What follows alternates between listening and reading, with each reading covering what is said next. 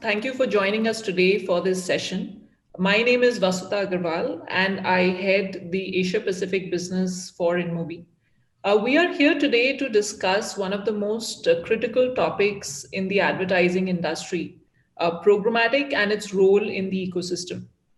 Programmatic advertising has witnessed an exponential rise, claiming an estimated 72% of all digital spends by the year 2021. And Asia Pacific, and more specifically Southeast Asia, have been a critical factor in fueling this growth. Today, I'm joined by two experts who have been in the driver's seat when it comes to this transformation in the region. John Miskelly, who is the APAC Investment Director at Group M, and Sunil Naryani, who is the VP for Commercials and Partnerships in APAC at Dentsu. Welcome, John. Welcome, Sunil. It's great to have you here today, and thank you for joining us. Thanks for having us. Likewise, Vasudha. Thanks for having us.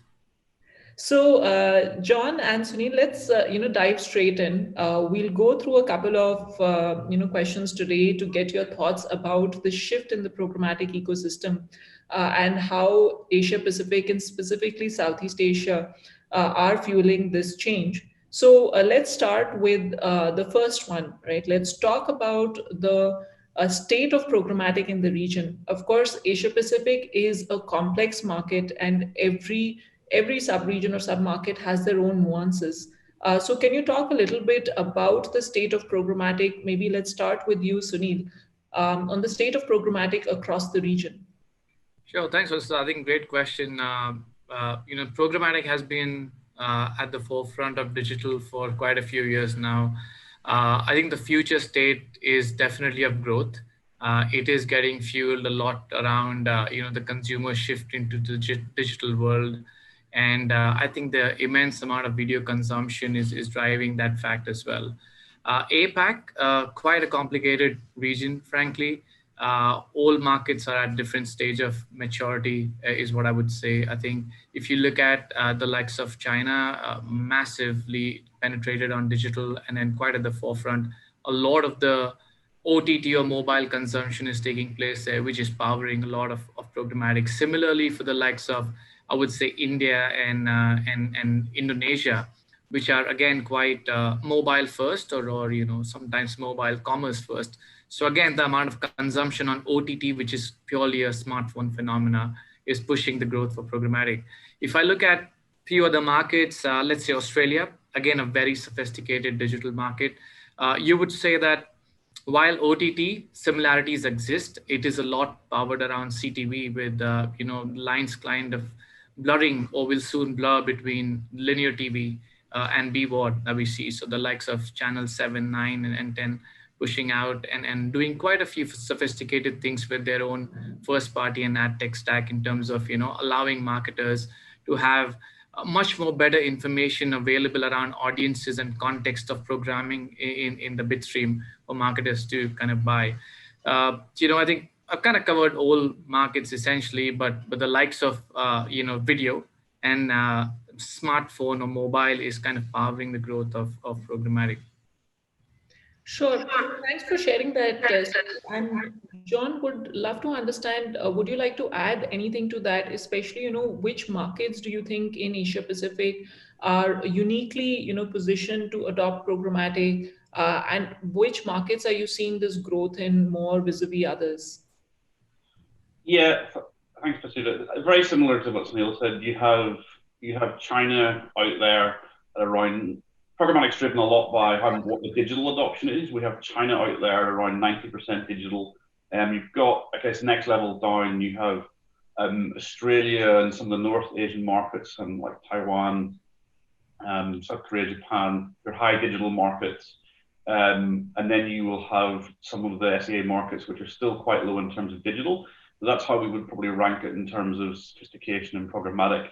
I think Australia is probably one of the most sophisticated, as Neil said, huge amount of in programmatic inventory being sort of executed via connected television. And probably the one that I find quite exciting. I think Indonesia is a particularly exciting market in terms of the sheer level of OTT out there, and quite a lot of that inventory being transacted in a programmatic fashion, not many direct items being done there. Okay. And given that, each of these markets is at a different stage of evolution, there is also, like you mentioned, a lot of trends around OTT, CTV, mobiles powering a lot of that, growth on programmatic. Do you still sense some, hesitation or barriers to adoption when it comes to programmatic?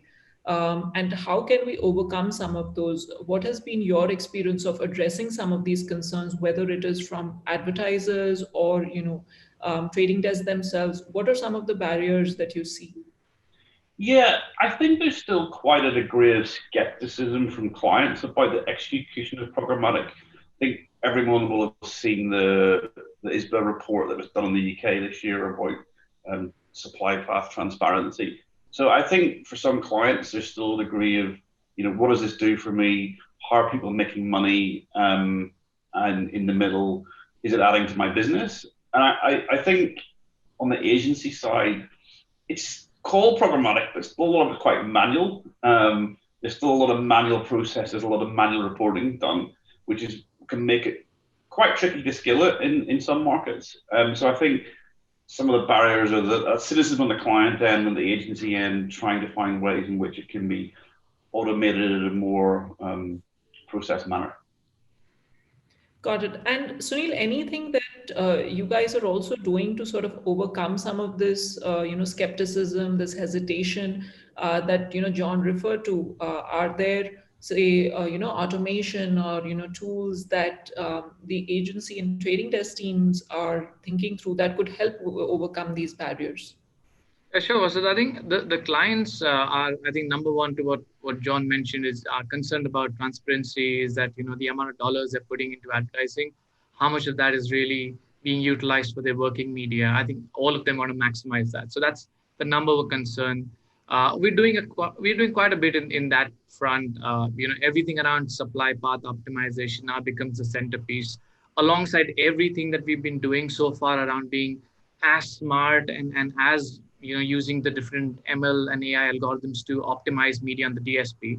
I think the number one change is we have to see that the supply is going hand in hand with everything that we're doing around the DSP. So, I mean, we've launched a few proprietary products, largely aligning with the largest SSPs and publishers, such that the chain is more transparent. Clients can be, asking the right questions and then hold each of these different stakeholders accountable at the, different fronts. So that's number one. I think the other thing that we are generally seeing around programmatic is how's it faring compared to other digital media in terms of efficiency and ROI. I think that becomes the other factor in choosing where to to spend your money. So again, I mean, if you talk about wall gardens, let's say a Facebook or a Google in their owned and operated properties, there's a complete visibility of that supply and the final buy point, right? Hence, the same currency or the same media metric can be planned for and bought for at the same instance. But I think with programmatic, it's quite complicated. There are a few fragmented pieces, and hence sometimes your planning currency may not always follow your buying currency. So those are the things that we kind of bridge through by having the better alignment across the programmatic partners. And then I think the other thing which our industry is kind of grappling with all the changes happening around, let's say, cookies, or what you want to do with addressability and identity, again, poses more questions and more questions to the advertisers or the brands who then need answers from agencies like ourselves around, number one, being educated on what should they do, and second, most importantly, what is the impact on their current advertising. So I think it's a lot more education that we are taking in terms of telling the clients, this is the change, this is the impact to your business, and here are the couple of solutions that we could, as an agency, put forward immediately to ensure that the gaps are minimized and the businesses BAU or finding a way for growth. So I would say those are the three areas in which we are seeing questions from advertisers around, the skepticism from on programmatic per se. Understood.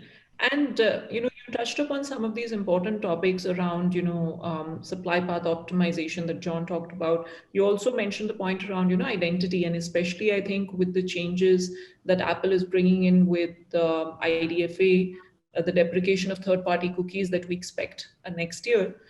John, would love to understand if there is any thoughts on this whole identity solution and what role do you see these playing in the programmatic ecosystem, say in the next few years?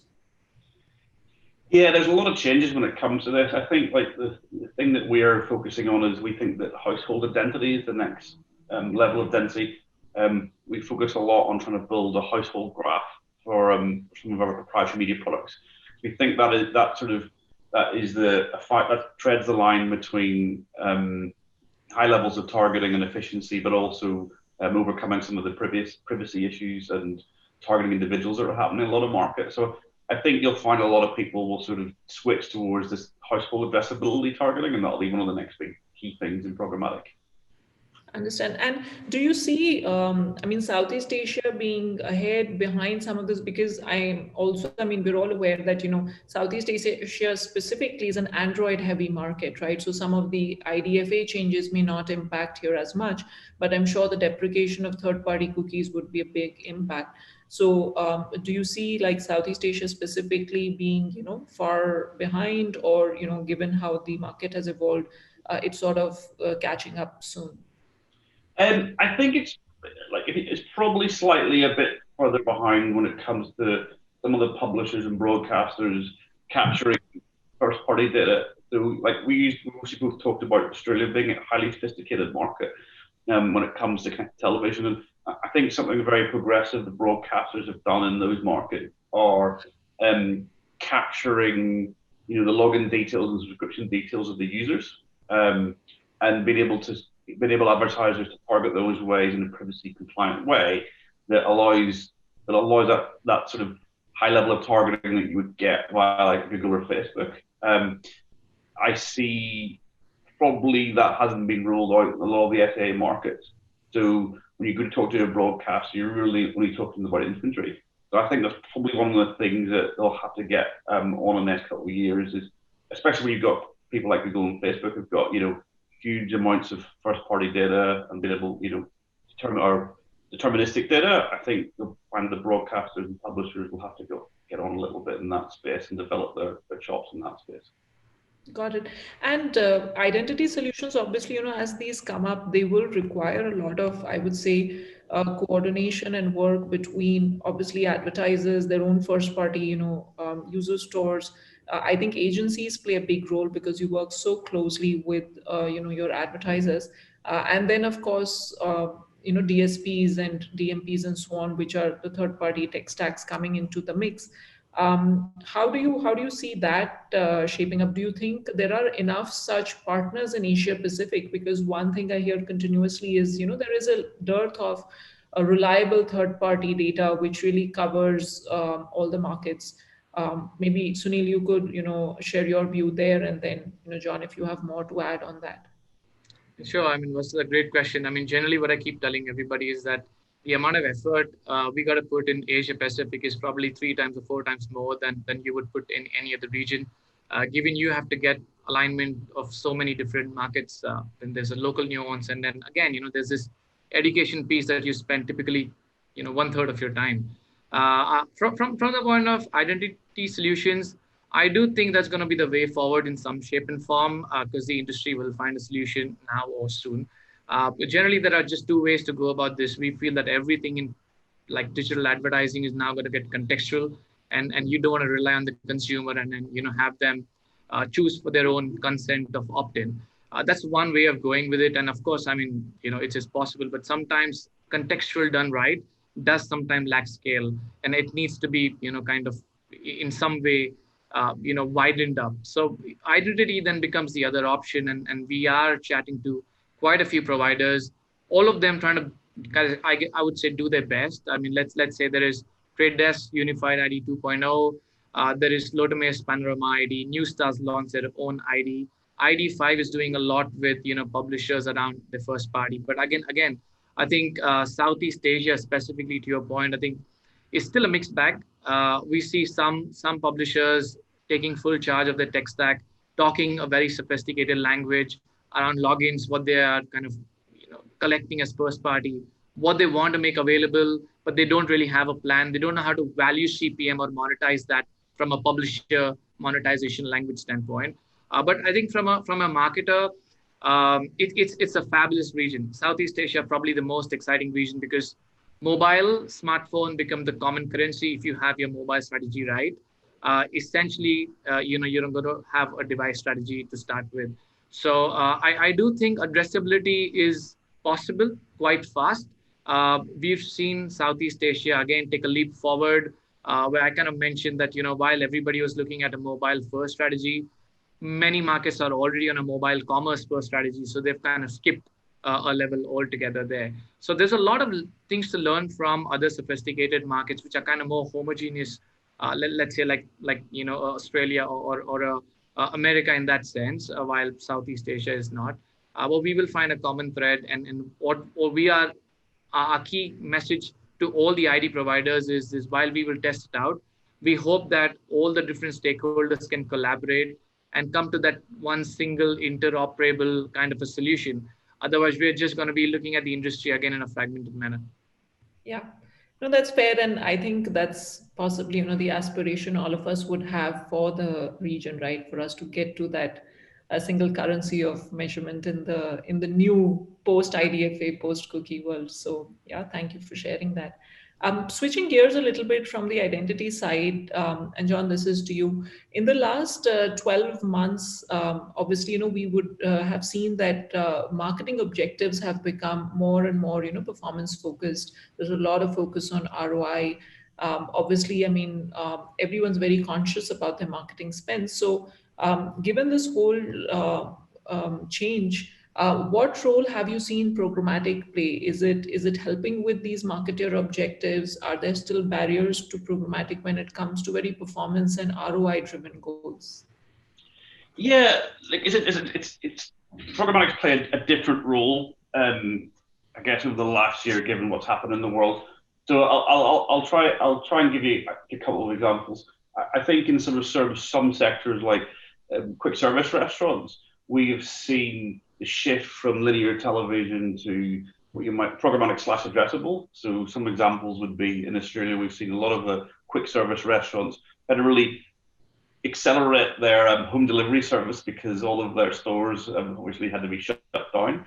So what we found is that those types of advertisers had to really focus on location, addressability to help promote some of their fast food services or home delivery services, rather than what they'd historically done on blanket television. So that's a really nice example, I think, in a particular sector. And also we found a lot, like you've seen a lot of companies that have accelerated their e-commerce strategies. What was a 3-year plan turned into a 3-month plan. So I think that programmatic, a lot of clients have actually shifted their budget into programmatic for that really finite level of targeting that can be done on programmatic, rather than some of the mass media channels that they previously used, like television, outdoor, and print. So I think that those are the two big things that I've seen over the last year that's happened in terms of clients shifting their budget to programmatic.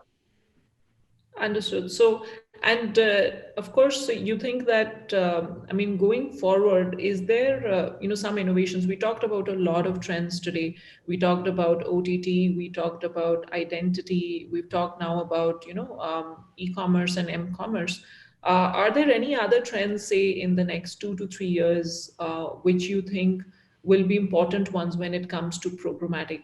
Globally, of course, but specifically in Asia Pacific, given it's a mobile first market.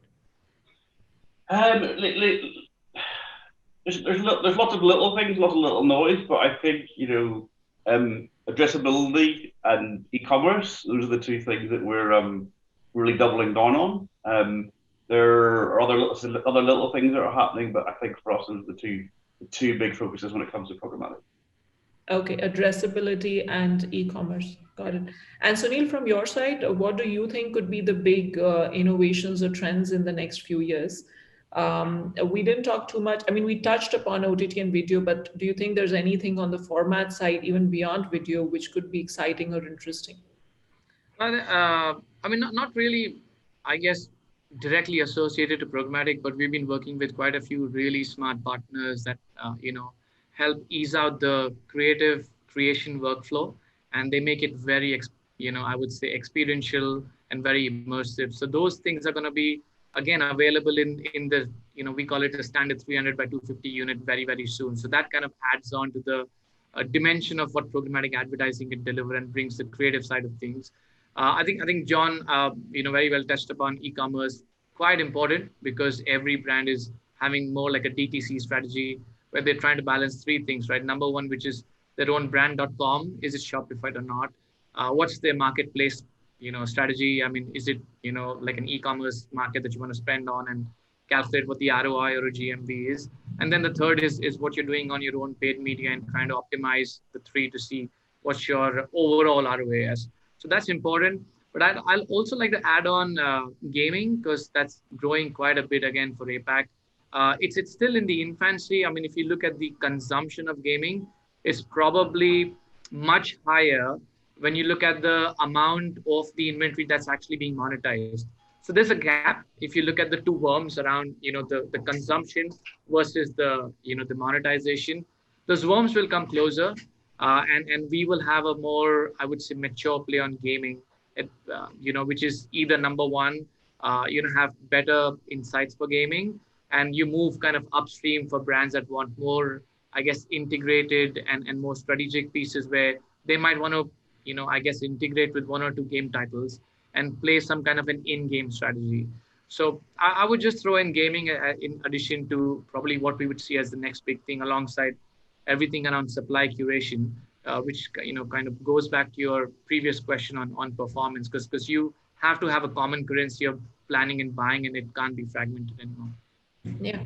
No, I think that's an interesting one, Sunil, the gaming point that you bring up, because I think from some of the data that's been coming out, I think across APAC, I mean, there were some markets which were always very dominant on gaming, but I think especially, Southeast Asia and India, the number of gamers coming out of these regions has really exploded in the last sort of 12 to 14 months. So definitely, I think look forward to, what that could bring for us, especially in terms of creative innovation as well. I think before wrapping up, I think the last question for both of you, and John, we'll start the last question with you, is for all the marketeers and buying heads and leads, everyone listening in today. What would be your, say, top two or three tips or suggestions to them on how to approach programmatic advertising, right? Especially in this region. So I always say that there's sort of four buckets to programmatic. There is the supply that you get, there is your data strategy, the technology that stitches it all together, and the people that execute those buys. I think over the last sort of 5 years, all the focus has been very much on data and technology, and supply and people are kind of the two things that potentially don't get the attention that they deserve. So to try and get really practical examples, people like know your trader, know the person that is in platform pushing buttons, hands on keyboards. There's nothing quite like a trader flashing up their programmatic dashboard to a client and walking through how they execute it. I think you'll find that it's a really good experience for clients and advertisers just to see what's happening in the background and the sheer amount of work that goes on and how much work does go into programmatic. There isn't some magic button that says optimize and people kick back and that's their job done. There's a lot of work done. I think supply is really important. And like as part of our FBO strategy last year, we noticed that we were executing really, really sophisticated data strategies, but we were with a lot of domains that we spend across.